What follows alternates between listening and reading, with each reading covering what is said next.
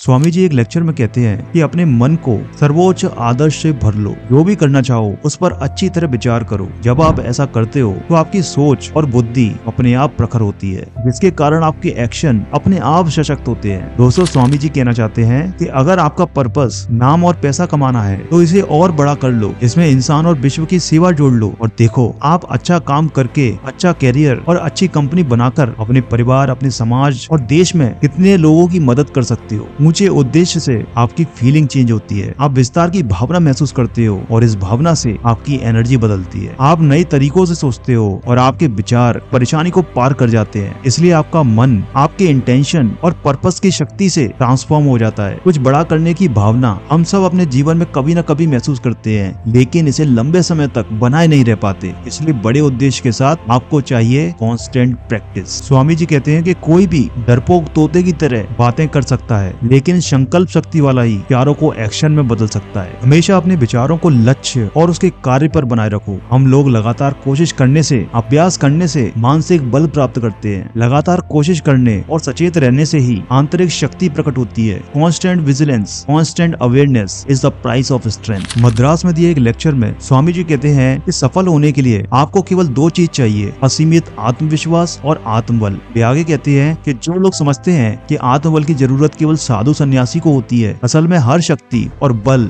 एक ही सोर्स है। जीवन की छोटी से छोटी मुश्किल पार करने के लिए आपको वही शक्ति चाहिए। दोस्तों, आप एक मिनट रुककर सोचें कि आपने आज तक जितनी मुश्किलों को पार किया है उसके लिए दृढ़ निश्चय, आइडियाज और प्रेरणा कहाँ से आई? उसका सोर्स क्या है? उसका सोर्स है आप खुद। स्वामी जी कहते हैं बिना सेल्फ अवेयरनेस के तो हम केवल बात कर रहे हैं। हम ऐसे जवान बनना चाहते हैं जो अपनी इच्छा शक्ति को एकाग्र करके अपने अंदर असीम आत्मा की शक्ति को छू सके। ऐसी शक्ति से जिसका चरित्र बनता है वो युवा, निडर, आजाद और मेहनती और मजबूत होता है।